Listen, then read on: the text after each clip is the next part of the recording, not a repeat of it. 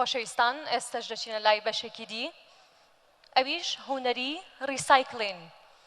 بە ئامانجی بەیەکبەستنەوەی توانای هونەری لاوان و پاراستنی ژینگەی کوردستان خەڵاتەکانی ڕوانگە بۆ ساڵی 2018 هەلی پێشکەشکردنی ئەو بەرهەمە هونەریانەی لاوان دەرەخسێنێت کە لێ ڕێگەی کەلوپەلی فرێدرا و لە پێناو پاراستنی ژینگەدا بەرهەم هێنراون ئەو سێ گەنجەی کە گەیشتونەتە قۆناغی کۆتایی بۆ بەشی هونەری ریسایکلین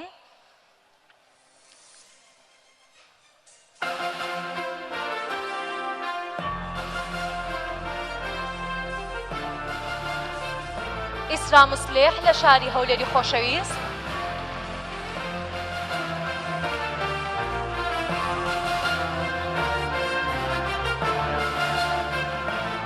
یاسین عەبدوڕەحمان ڕانیە سلێمانی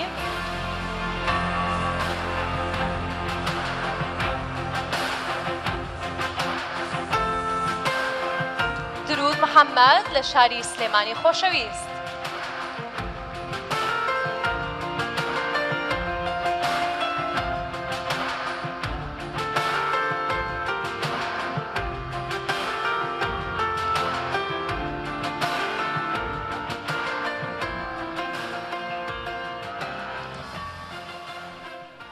ئەو گەنجەی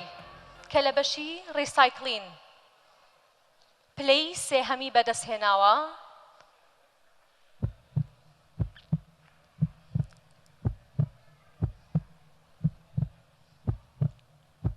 پلەی سێم بریتیە لە ئیسرا مسلح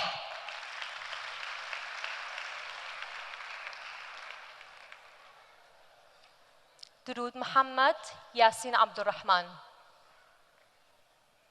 کام لەم دوو گەنجە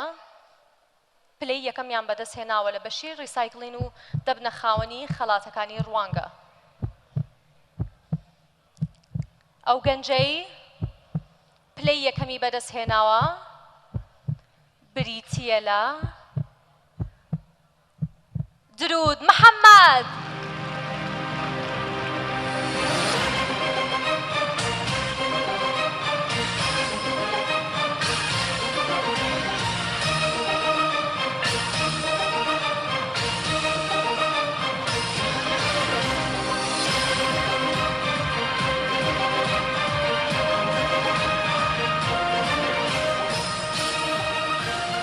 واتە ئەو گەنجە بە توانایی کە خاوەنی پلەی دووەمە یاسین عەبدوڕەحمان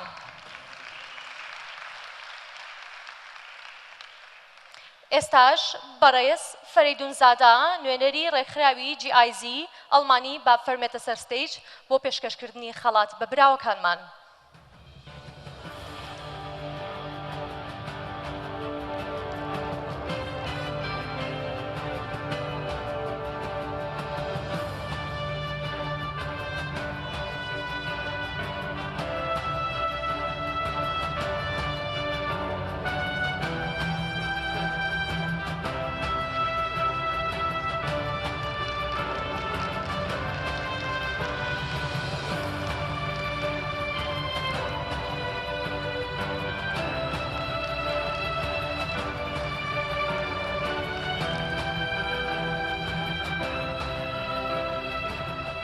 پیرۆزە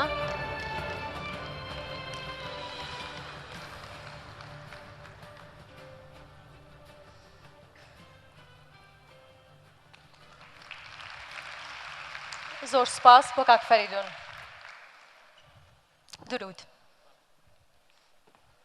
یەکەم جار بیرۆکەی ئەم پرۆژێت لەکوێوە بۆ هات چ ساڵێک دەستت پێکرد